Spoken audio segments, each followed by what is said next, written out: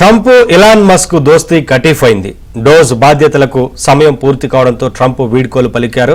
అయితే మస్క్ గురించి సంచలన విషయాలు వెలుగులోకి వచ్చాయి. డ్రగ్స్ తీసుకుంటారంటూ న్యూయార్క్ టైమ్స్ కథనంలో పేర్కొంది.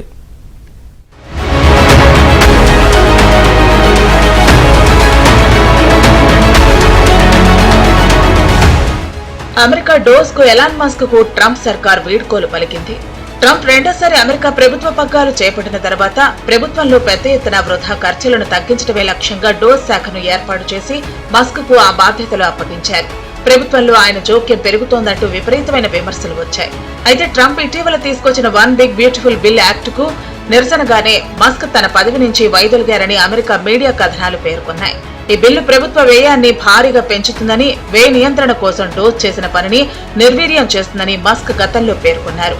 మరోవైపు కృత్రిమ మేధ సంస్థ ఓపెన్ ఏఐకి యుఏఈకి మధ్య ఒప్పందం వద్దని మస్క్ అమెరికా అధ్యక్షుడిపై ఒత్తిడి తెచ్చినట్లు ఇటీవల వాల్ స్ట్రీట్ జర్నల్ కథనం పేర్కొంది.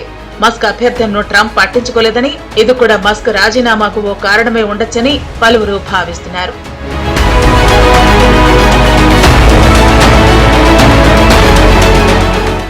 అయితే అమెరికా చట్టాల ప్రకారం ఏ వ్యక్తికి వరుసగా 130 రోజులకు మించి ఈ హోదాను ఇవ్వకూడదు. దీని ప్రకారం మే 30తో మస్క్ గడువు పూర్తయిందని అమెరికా ప్రభుత్వ వర్గాలు చెబుతున్నాయి. ఈ సందర్భంగా డోస్ కు మస్క్ అందించిన సేవలకు గాను బంగారు రంగుతో కూడిన తాళం చెవిని ట్రంప్ అందించారు. ప్రత్యేకమైన వ్యక్తులకే ఈ బహుమతి అందిస్తానని ట్రంప్ తెలిపారు. ఇది దేశం తరపున అందిస్తున్నట్లు పేర్కొన్నారు. మస్క్ కు అప్పగించిన బాధ్యతలను మస్క్ అవిశ్రాంతంగా నిర్వహించారని ట్రంప్ కొనియాడారు.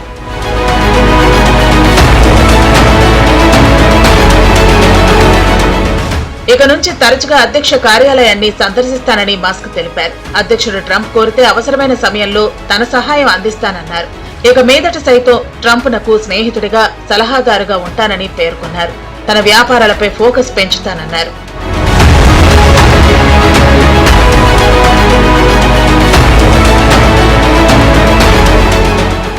డోస్ శాఖ నుంచి వేడుకోలు పలికే సమయంలో ఎలాన్ మస్క్ కంటిపై ఒక నల్లని గాయం కనిపించింది.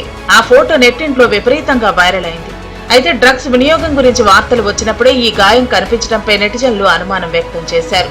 ఈ క్రమంలో ఎలాన్ మస్క్ డ్రగ్స్ వినియోగిస్తున్నారంటూ న్యూయార్క్ టైమ్స్ కథనంలో పేర్కొంది. విపరీతంగా మాదక ద్రవ్యాలను వినియోగించారని, కెటమిన్ తరచుగా తీసుకునేవారని న్యూయార్క్ టైమ్స్ తన కథనంలో పేర్కొంది. దానివల్ల కొన్ని సమస్యలు వచ్చాయని, ఆయన వెంట ఎప్పుడూ సుమారు 20 పిల్స్ ఉండేవని రాసుకొచ్చింది. అయితే మానసిక కుంగుబాటు నుంచి బయటపడేందుకు వైద్యుడి సూచన మేరకు కెటమిన్ అనే డ్రగ్ ను తీసుకున్నట్లు చెప్పారు.